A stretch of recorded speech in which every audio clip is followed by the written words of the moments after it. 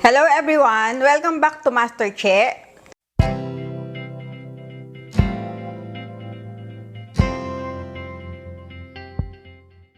Today, ang gagawin po natin ay ang version ko ng Bicol Express.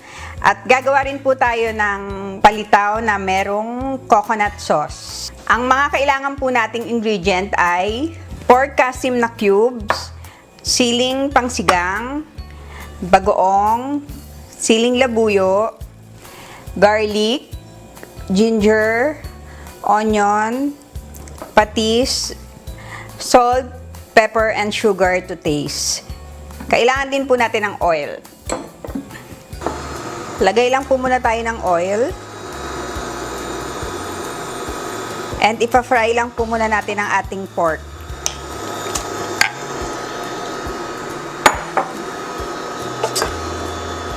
Iba-brown lang po natin siya ng konti. Takpan po muna natin siya. A few minutes later. Ngayon, eto na po siya. Yan, pag medyo parang brown-brown na po siya at nag-oil na siya, at igigisa ko na po ang aking bawang. Bawang. Ang ating ginger and onion. Isasama na rin po natin yung ating bagoong.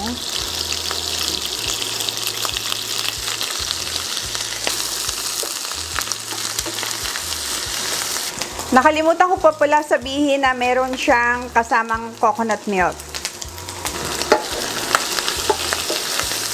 Yan, ngayon po, ilalagay na natin ang ating coconut milk.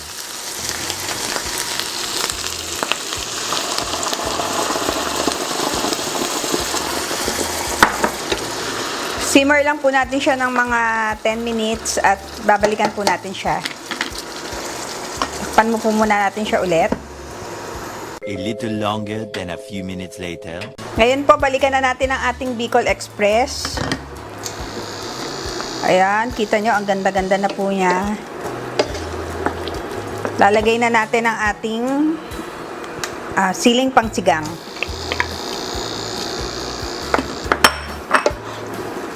At ang ating siling labuyo.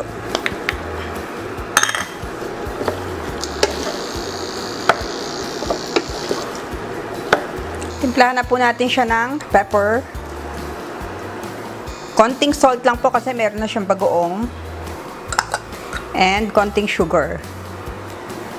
To balance lang po yung saltiness niya. Tikman lang po natin siya. Lagyan lang po natin ng konting patis. Pero tamang-tama na po yung anghang niya.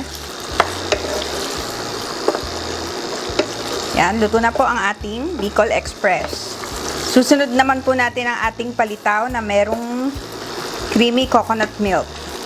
Ang mga kailangan po natin sa ating palitaw with creamy coconut sauce, kailangan po natin ng pandan, coconut milk, sugar, nutmeg, cinnamon powder, and sesame seed, at syempre ang ating glutinous rice flour. Nilagay ko na po dito ang ating pangalawang piga po ng coconut milk. Ngayon po, ilalagay na natin ang ating palitaw. Madali lang po ito, lagay lang din ang lagay. Lalagay po natin ang ating pandan para mabango. At pampadagdag din po siya ng lasa. Hintayin lang po natin siyang maluto ng konti. Mabilis lang naman po siya. Ilalagay na po natin ang ating coconut milk.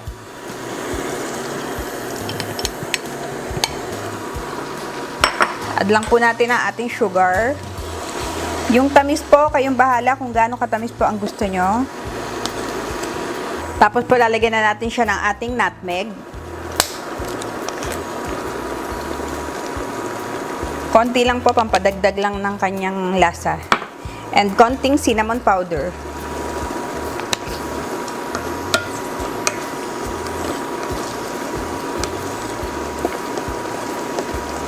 Lalagyan din po natin siya ng konting salt.